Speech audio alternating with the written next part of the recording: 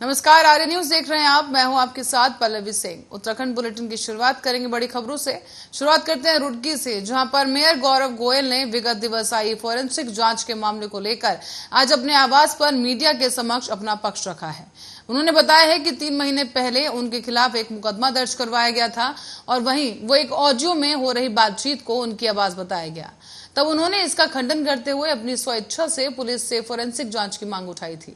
लेकिन अब इसकी जांच रिपोर्ट आने के बाद यह स्पष्ट हो गया है कि इस आवाज में संभावित समानता यानी मिली जुली आवाज पाई गई।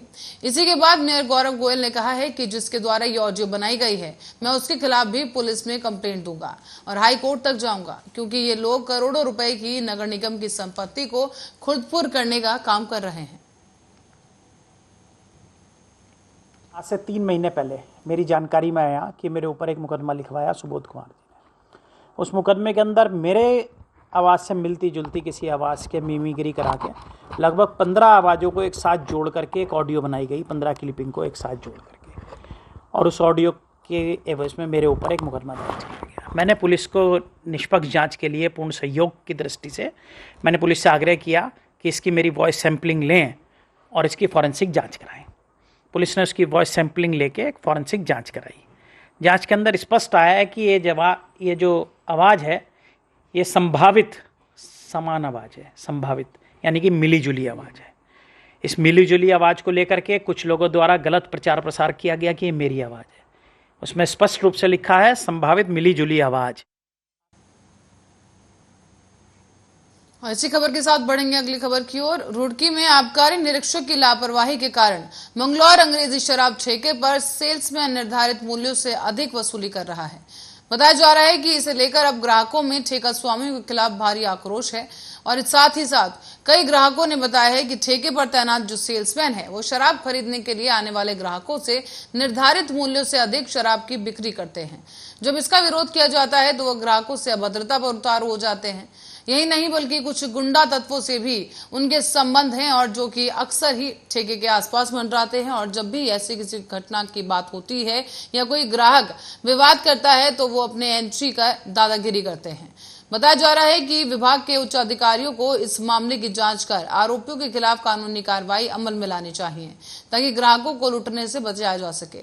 साथ ही ये भी कहा गया कि जब से यहां आबकारी निरीक्षक वीरेंद्र कुमार जोशी तैनात हुए तभी से ठेके पर लुटाई जा रही है और ऐसे में लग रहा है कि सेल्समैन और विभाग के अधिकारियों की आपस में साठगांठ है। उन्हीं की शय पर जनता की जेब पर डाका डालने का काम किया जा रहा है। 160 वाली भी और 170 की दे रहे हैं। ये देख लो बस, अब लूट पाट पूरी चल रही है। पर्दा 160 160 रुपये रेट का 170 की दे रहे हैं। जो रेट बनता है वो लोग एक्स्ट्रा की ले रहे हैं। जो बनता हम दे रहे हैं, हमें बता के तो भैया 10 रुपये एक्स्ट्रा लगेंगे, बता ही नहीं रहे इतने क्यों फालतू रूप से।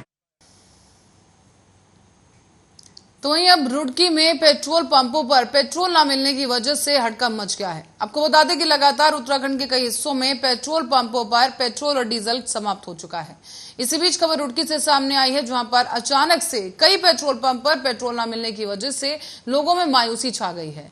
आपको ये भी बता दें कि रुड़की क्षेत्र के कई पेट्रोल पंप ऐसे हैं जहां सुबह से ही पेट्रोल खत्म हो गया है। इसी की वजह से आज आना जो है अफरा तफरी का माहौल बन गया है और आसपास के जो तमाम लोग हैं वो काफी परेशान हैं। लोगों ने यहाँ पर एक पेट्रोल पंप पर दूसरे पेट्रोल पंप पर पेट्रोल तलाशते रहे, लेकिन पेट्रोल पंप स्वामी ने बताया है कि कंपनी में थोड़ी दिक्कत चल रही है और आज शाम तक गाड़ी पेट्रोल लेकर पेट्रोल पंप पहुंच जाएगी।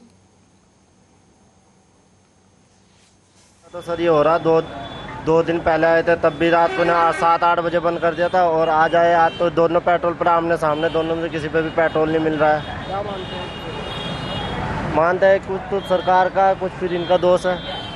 प्रॉब्लम तो किसको, आम पब्लिक को ही हो रही है।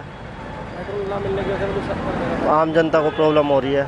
छानने का तो ऐसा है कि अभी कुछ दिनों से पेट्रोल की ज़्यादा शॉर्टेज है। यानी कि परसों हमें एक गाड़ी मिली थी, परसों नहीं मिली, कल मिली थी। कल हमने रात को 10 बजे तक बांटा है, जितना भी था सब दे दिया था हमने। आज सुबह नहीं है, कल रैक नहीं आई, आज रैक हमारी कंपनी में पहुंची है। हमारा आता है नजीबाबाद से। तो वहाँ से हमारी गाड़ी भर गई है, लेकिन आ जाएगी लगभग 7-8 बजे तक आएगी शाम को। तो फिर देंगे, जैसे ही आता रहेगा वैसे हम आगे सप्लाई करते रहेंगे। लेकिन कंपनी में शॉर्टेज है। असल में देखिए, और कंपनी के बारे में तो मैं कुछ नहीं कहूँगा। हमारी कंपनी में रैक नहीं लग पाई, क्योंकि हमारा आता है रैक से। 2 तरह का सिस्टम है। जैसे इंडियन ऑयल का है, उसमें तो पाइपलाइन आ रही है सीधी पानीपत से। हमारा आता है नजीबाबाद से। नजीबाबाद से लालढांग आएगा। लालढांग डिपो है हमारा। वहाँ से फिर हमारे नाम के या किसी भी डीलर के नाम के कागज़ बनेंगे, तब उसके बाद हमारे पास सप्लाई आती है। नहीं देखिए, बंद कुछ नहीं होने का, ऐसा कोई, ये तो अफवाह है, रूमर है। जब तक है, जब तक हमने दिया है। डीजल अभी भी हमारे पास है, डीजल हम अभी भी दे रहे हैं। लेकिन पेट्रोल की गाड़ी हमारी 4-5 बजे तक आ जाएगी। जब आ जाएगी तो सबको मिलेगा। रात भी हमने सबको दिया है। हमारे पास CCTV के और खबर अब नैनीताल से है, जहां पर SSP नैनीताल के द्वारा नैनीताल जिले को नशा मुक्त बनाने के उद्देश्य से नशे के विरुद्ध एक अभियान चलाया जा रहा है। और इसी अभियान के दौरान प्रभारी निरीक्षक कोतवाली हल्द्वानी और प्रभारी SOG नैनीताल की संयुक्त टीम ने हल्द्वानी थाना क्षेत्र के मुक्त विश्वविद्यालय में उसी के पास जाकर निरीक्षण किया। और इस दौरान स्मैक के साथ 2 आरोपी राजू मौर्य और रोहताज कश्यप को गिरफ्तार किया गया है। साथ ही आपको बता दें कि इन दोनों ही आरोपियों के पास से 149 ग्राम अवैध स्मैक पकड़ा गया है। और बताते चलें कि SSP नैनीताल पंकज भट्ट ने बताया कि पूछताछ में इन दोनों ही आरोपियों के द्वारा बताया गया है कि दोनों मिलकर रामपुर के रहने वाले हैं और राजू वर्तमान में लाल जांट मुखानी में रहता है और पुताई का काम करता है। दोनों रामपुर मिलक के एक मुस्लिम समुदाय के हैं और आपको बता दें कि एक मुस्लिम आदमी के साथ वो दोनों काम कर रहे हैं और कम दामों में स्मैक खरीद कर लाते हैं। और जब वो स्मैक खरीद लाते हैं तो उसके बाद हल्द्वानी के स्कूल और कॉलेजों में पढ़ने वाले छात्र छात्राओं और पहाड़ी इलाकों में ऊंचे दामों में बेचकर पैसे कमाते हैं। इस बीच आपको ये भी बता दें कि SSP का ये कहना है कि सप्लायर को तस्दीक आरोपी गिरफ्तारी करने के लिए पुलिस टीम गठित की गई है, जिसको आवश्यक दिशा निर्देश भी दिए गए।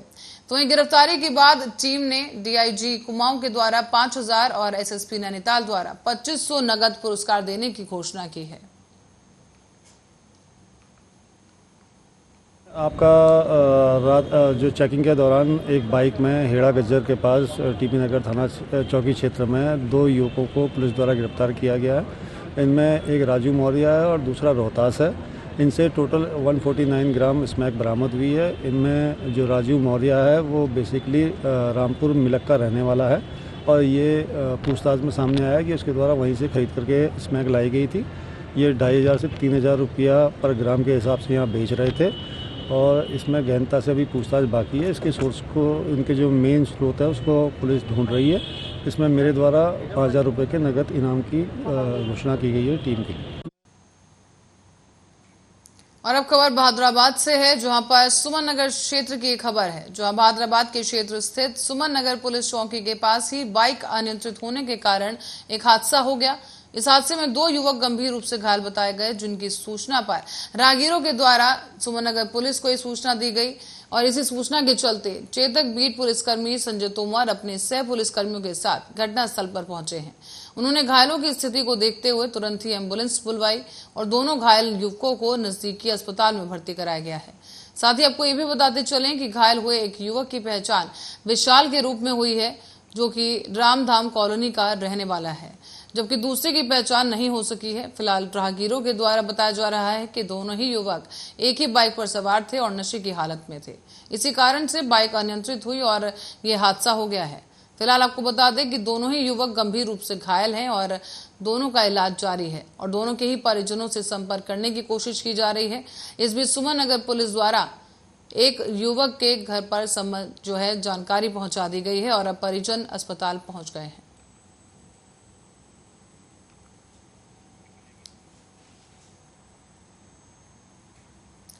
और इस बीच बढ़ेंगे अगली खबर की ओर। धर्मनगरी हरिद्वार में आज गिनीज वर्ल्ड रिकॉर्ड के लिए हरिद्वार की डॉक्टर प्रिया आहूजा योगा के 8 कोण मुद्रा अश्वक्रासन के रिकॉर्ड को ब्रेक करने का एक अटेम्प्ट उन्होंने किया, जिसमें वो सफल हुई हैं और उन्होंने एक नया रिकॉर्ड कायम किया।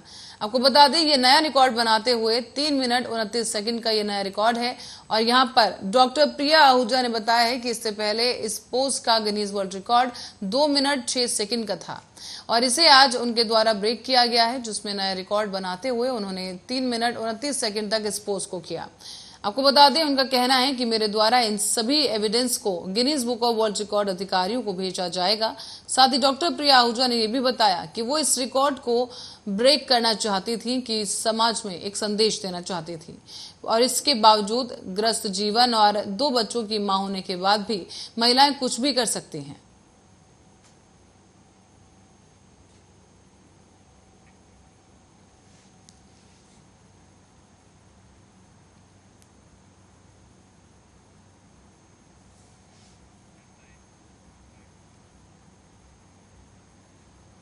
और इस बीच सीपीयू के सिपाही की जाबाजी से एक मासूम की जान बच गई। दरअसल सिपाही ने चौराहे पर भारी यातायात के बीच गिरी एक बच्ची को तेजी से लपक कर उठा लिया और इस वजह से ये घटना का वीडियो भी वायरल हो गया है। आपको यहां बता दें कि सिपाही की अब खूब प्रशंसा की जा रही है। शहर के व्यस्ततम चीमा चौराहे पर सिटी पेट्रोल यूनिट में तैनात कांस्टेबल सुंदर सिंह यातायात ड्यूटी पर तैनात थे और इसी दौरान दोपहर के करीब 1:40 पर ई रिक्शा चीमा चौराहे से गुजरी और इसी दौरान झटका लगने की वजह से उसमें सवार एक महिला की गोद से लगभग 1.5 साल की उसकी बच्ची छिटक कर सड़क पर गिर गई। इसी दौरान कांस्टेबल सुंदर सिंह ने सामने से आ रही बस को नजरअंदाज करते हुए तेज गति से भागकर बच्ची को लपक लिया और सड़क से उठा लिया, जिससे उसकी मां को बच्ची सौंप दी गई है। और इस पूरी घटना का वीडियो भी एक शूट हुआ, जो कि वायरल हो गया है, जिसके बाद से ही सिपाही की खूब प्रशंसा की जा रही है।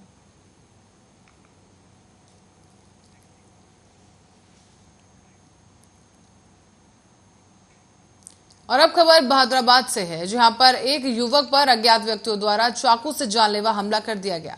इस हमले में घायल हुए युवक को फिलहाल जिला अस्पताल भर्ती कराया गया था, जहां उपचार के दौरान उसकी मौत हो गई है। आपको ये भी बता दें कि मृतक युवक सिटकुल स्थित ALF इंजीनियरिंग कंपनी में काम करता था। कंपनी से छुट्टी के बाद युवक अपने घर जा रहा था, लेकिन इसी दौरान कुछ अज्ञात व्यक्तियों के द्वारा इस युवक पर हमला कर दिया गया। अब पुलिस ने हत्या का मुकदमा दर्ज कर मामले की छानबीन शुरू कर दी है।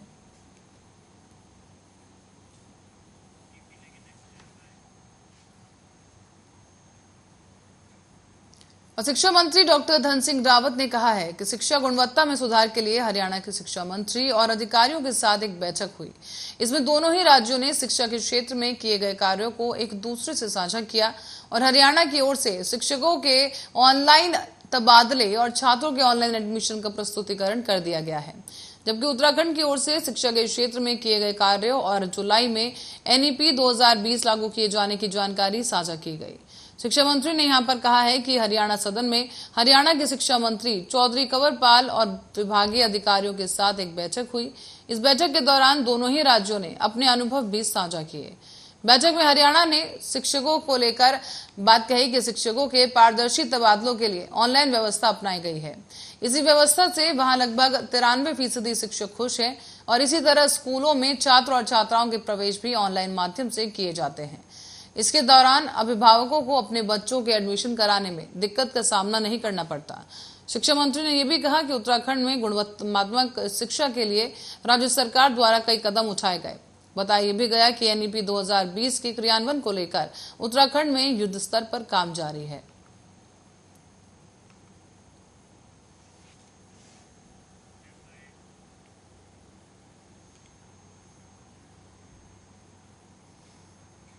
तो वहीं आम आदमी पार्टी के प्रदेश अध्यक्ष दीपक बाली आज भाजपा में शामिल होंगे। उन्होंने सोमवार को ही अपने पद और आप सदस्यता से इस्तीफा दे दिया। बताया जा रहा है कि बाली ने कहा कि आम आदमी पार्टी की कार्यप्रणाली के साथ चलने में वो असहज महसूस कर रहे थे और इसी के चलते अब वो पद छोड़ रहे हैं। बाली ने अपना इस्तीफा आपके राष्ट्रीय संयोजक, दिल्ली के मुख्यमंत्री अरविंद केजरीवाल और उत्तराखंड प्रदेश प्रभारी दिनेश मोहनिया को भेज दिया है।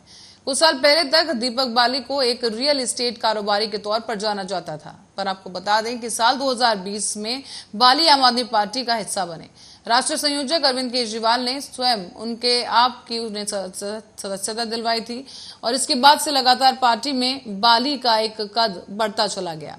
कुछ महीने के भीतर ही वो पार्टी के प्रदेश उपाध्यक्ष बन गए और कुछ महीनों बाद इलेक्शन कैंपेन कमेटी के अध्यक्ष भी वो बने और पार्टी ने अपनी पहली सूची में उन्हें काशीपुर से विधायक प्रत्याशी बना दिया। हालांकि बाली चुनाव तो नहीं जीत सके, लेकिन लगभग 16,000 वोट हासिल करने में वो सफल रहे। चुनाव के कुछ ही महीने के बाद आम आदमी पार्टी ने उन्हें उत्तराखंड प्रदेश अध्यक्ष बनाया और इसके बाद सोमवार की देर रात को उन्होंने अपने पद से इस्तीफा दिया। बताया जा रहा है कि बाली ने कहा है कि आगे की रणनीति वो आगामी दिनों में ही तय करेंगे।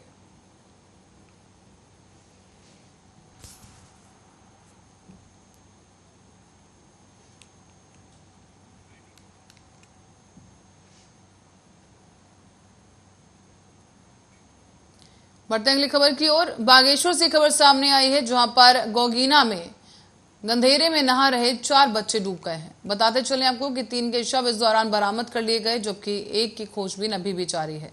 दरअसल घटनास्थल जिला मुख्यालय से करीब 90 किलोमीटर की दूरी पर है और ऐसे में नोगीना गांव के 4 बच्चे अभिषेक पुत्र त्रिलोक सिंह रौतेला और अजय पुत्र नारायण सिंह रौतेला, पंकज के पुत्री दुर्गा सिंह और विक्रम की बेटी नारायण सिंह, जो बेटे हैं उनके नारायण सिंह, वो भी डूब गए हैं। बताया ये जा रहा है कि नहाने के दौरान अचानक से चारों बच्चे गहराई में डूब गए और बच्चों के डूबने की जानकारी मिलने पर गांव के लोग मौके पर पहुंच गए हैं। बताया ये भी जा रहा है कि अभिषेक, अजय और पंकज के शव बरामद कर लिए गए, जबकि विक्रम अभी भी लापता है। अभिषेक, अजय और पंकज हल्द्वानी में पढ़ाई करते थे और अभिषेक और अजय चचेरे भाई भी हैं। इस दौरान आपको ये भी बताते चलें कि नौगीना गांव में हुई इस घटना से तीनों परिवारों के इकलौते चिराग बुझ गए। चौथे बेटे का फिलहाल पता नहीं चल सका है और उसकी खोजबीन भी अब की जा रही है। जान गंवाने वाले तीनों ही किशोर हल्द्वानी में रहकर पढ़ाई कर रहे थे और गर्मी की छुट्टियां बिताने के लिए घर लौटे थे। एक साथ ही 4 बच्चों के डूबने और 3 घरों के इकलौते चिराग बुझने की घटना से लोगों में कोहराम है।